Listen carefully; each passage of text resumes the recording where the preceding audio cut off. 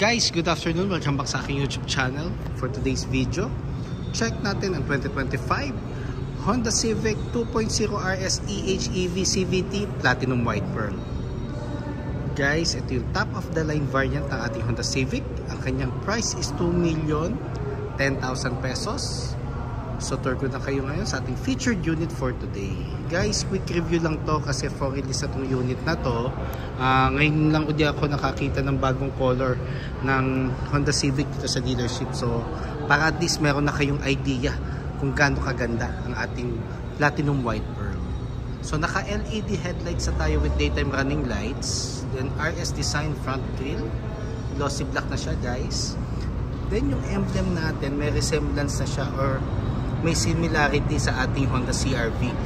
Yun nga lang, wala pa siyang transparent case, pero meron na siyang outer blue line. Then sa lower front bumper natin is matte black na honeycomb. So ito yung facelift, guys, ng Honda Civic na na-launch last October sa World Trade Center sa Pins. Then ang changes natin, wala na siyang fog lamps.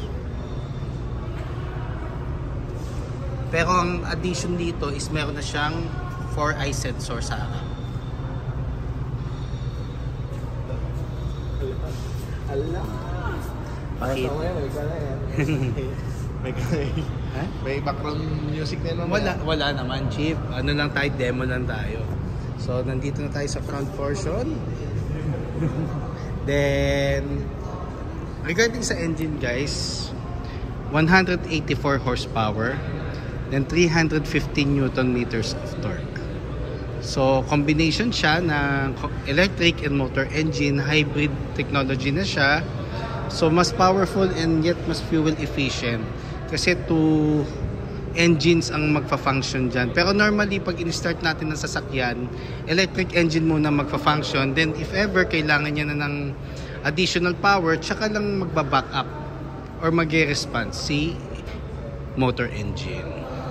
Then normally, nandun na tayo sa transition na ang pinopromote na ng mga dealership is more on hybrid or full electric engine. So ngayon wala pang full electric ang Honda. Pero in the future, I know naman na maglalabas rin ng Honda. So dito naman tayo sa sa passenger side. So nakaano tayo, guys, sa 18-inch matte dark gray alloy wheels. Then ang ating front brakes is ventilated disc. Then ang suspension natin is MacPherson strut. Ground clearance is 134mm. Door integrated side mirrors. Ang side turning lights niya is nandito na rin sa side mirror. Meron na rin siyang lane watch camera. Purpose nito, every time na mag-right turn ka, sa head unit ka nang titingin. Then isa sa mga napansin ko na changes ngayon sa ating Honda Civic, nakano na siya dark chrome door handles. Then equipped pa rin siya ng Honda Sensing, then smart entry. Then solid disc ang ating rear brakes, then multi-link naman ang ating suspension sa likod. Then ang ating roof, nakaano na tayo, glossy black shark fin antenna. Kita po may likod. So sa likod naman, guys, nakaano tayo, duck type glossy black spoiler. So RS design siya.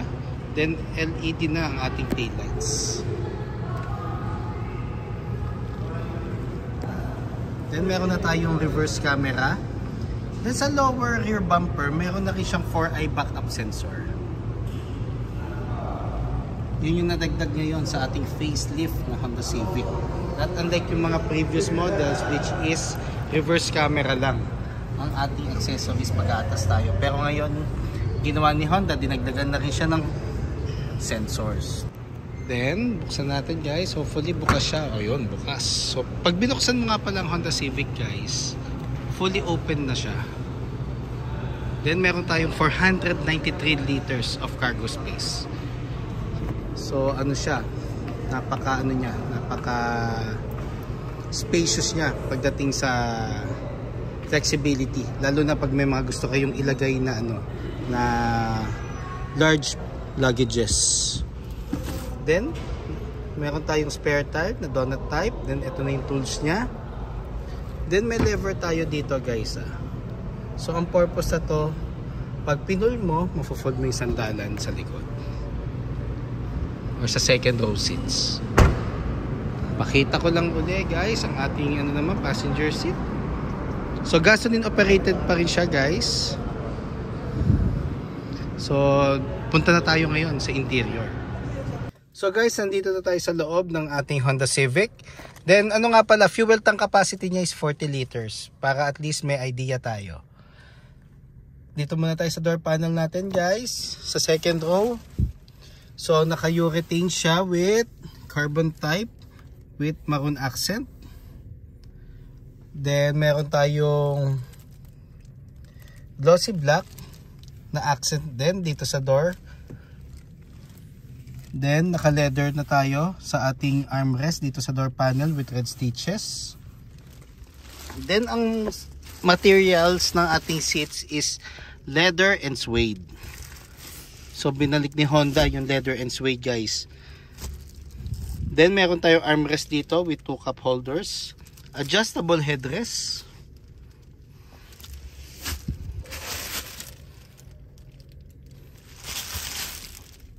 Para makita nyo lang siya. Then ang ceiling natin is black na. Meron tayong aircon vent sa middle section with 2 Type-C chargers. And then syempre, ano ba bang pinaka main advantage din ng Honda? Yung kanyang legroom. Actually, all units ng Honda very spacious. Para at least pag mga long drive, very comfortable tayo. Then, ang ating tomb light, which is LED na. So, lipat na tayo guys sa harap. Guys, nandito na ako sa driver's seat. Discuss na natin to. Then dito tayo muna sa door panel natin. So same siya ng ng design doon sa second row door. Pero ang difference nito, nandito yung buttons natin. So saka ko lang muna yung pinto. Then full digital panel as you can see naman. So nandito yung power folding side mirrors, adjustment ng mirrors. Ito yung knob niya. Central door lock, window switches, ambient light. Then naka na tayo guys, naka power seats na tayo sa driver side. Pero dito sa passenger seat is manual pa rin ang adjustment. Then ang ating steering wheel, is tilt and telescopic. Pwede ko siyang adjust pa forward sa akin or down and up. Regarding naman sa steering wheel guys, naka leather cover na tayo with red stitches. Then actually nagagandahan kasi ako dito sa sa manubela ng Civic kasi kung titingnan mo very simple pero ang lakas ng dating. Siguro dahil sa sa design ng pinaka spoke nung steering, the same time meron siyang design na glossy black garnish. So nandito yung yung audio control with hands-free telephone assist for the adaptive cruise control and Honda sensing. Ito yung busina niya, ang laki guys Paddle shifters. Then for the wiper, for the headlights, full digital panel, 10.2 inches. Then aircon vent natin, same goes with the previous model. Ang difference lang, meron siyang maroon accent. At saka yung honeycomb aircon ventilation setup natin ang ganda. Nagko-complement siya sa pinaka dashboard. Then aircon buttons natin is knob. Then dual zone air conditioning na siya. Power outlet. Charging ports na type C. Wireless charger port. Then sa ating transmission, meron tayong 2 cup holders. Then ang maganda dito, ito yung carbon type finish doon sa transmission. Then meron tayong drive mode, sports, eco, normal, and individual. Electronic park brake. Gagamitin na natin to pag magpapark tayo na matagal or off na natin engine. Then brake hold. Ito yung magiging brake, handbrake natin every time na stop and go tayo sa traffic. Then ang ating head unit nga pala, before ko makalimutan, wireless Apple CarPlay. Then meron siyang feature na Google built-in. So ano na rin siya, flexible na rin siya pagdating sa Android technology. Then touchscreen nga rin pala siya, guys. Then armrest is leather na with red stitches. Console box. Then glove box. Laging nandito lang owner's manual, warranty booklet, copy ng ORCR na hindi expired, and insurance policy just in case you have one. Then meron tayong Boss speakers. So 12 speakers siya. So si Civic RS na hybrid and CR-V hybrid siya pala yung mga naka-Boss. Then airbags natin is wrap around na. Kumbaga side curtain airbags, side airbags dito sa front seats.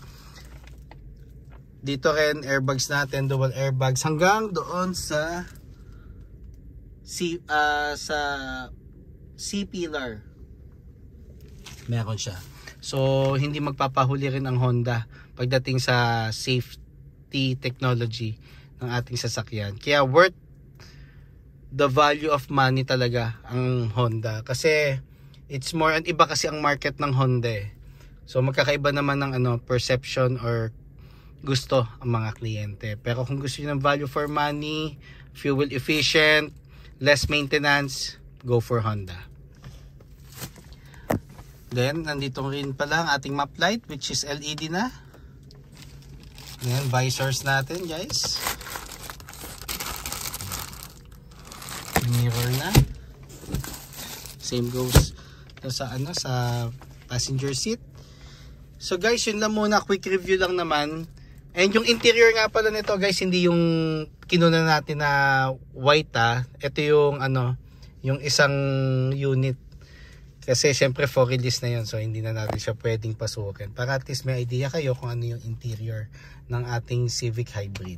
So guys, any concerns regarding cash discounts, low down payments, parts inquiries, service appointments, or bank display sa aming bank partners, feel free to call or text 0906-386-8937 or visit me at 598 EDSA East Grace Park, Caloocan City, and look for me, guys, Ross Oliver Cruz, ang inyong friendly sales manager here at Honda Cars Balintawak.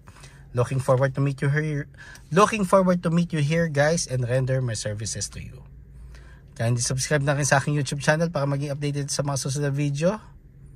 And pa-follow na rin sa aking Facebook, Ross Oliver Cruz, and aking Facebook page, Honda Cars Balintawak Best Deals, Ross Oliver Cruz.